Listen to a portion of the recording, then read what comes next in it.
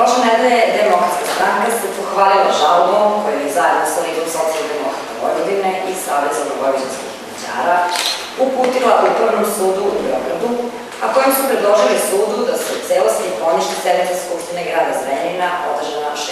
jula tekuće godine. Podnosioci te žalbe potpisuju se kao odbornici Skupštine grada.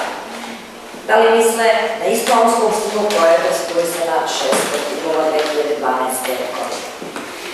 Gospodo, time što ste žalbu podneli kao odbornici, samo ste priznali i rešenje o upućivanju 67 mandata, među kojima su i vaši. Time što ste naveli u žalbi sledeće, citiram, protiv gradonačelnika Gorana Kneževića, zapravo ste priznali odluku o izboru gradonačelnika Gorana Kneževića.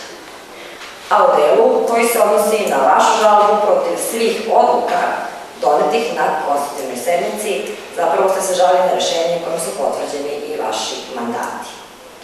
Kako ste radili u prethodnom mandatu, na isti ste način, nepromišljeno i nestručno, odlučili za ovakav neargumentovan čin. A koliko Demokratska stranka sa svojim partnerima verovala u sopstveni trijumf i pobedu, možemo zaključiti iz sledećeg.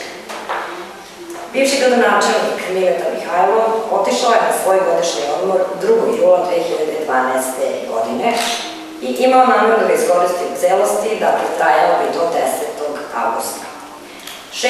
jula u jutarnjim satima, pre sednice Skupštine grada, Mihajlov dolazi u kabinet i uručuje rešenja kojim razrešava dužnosti nekolicinu svojih najbližih saradnika, i to Zoricu Dendu i Predraga Stankova kao svoje pomoćnike i Bojović Cvelić i Jurku kao sekretara. Namera Mileta Mihajlova bila je da ovim činom obezbedi svoje partijske poslušnike, raspoređujući ih na druga radna mesta. Međutim, nije učinio ništa drugo do medveđe usluge, što bi naš narod rekao. Da li ponovo zbog neznanja ili panike, jer nisu baš verovali u sebe tog 6. jula, gospodin Mihajlov, bivši gradonačelnik, nije mogao da potpiše ni jedno rešenje, niti bilo kakav dokument dok je na godišnjem odmoru. Zato postoji njegov zamenik. A da se vratim na datum, Mihajlov je na godišnjem odmoru od 2. 7. a svoje saradnike razrešao dužnosti 6.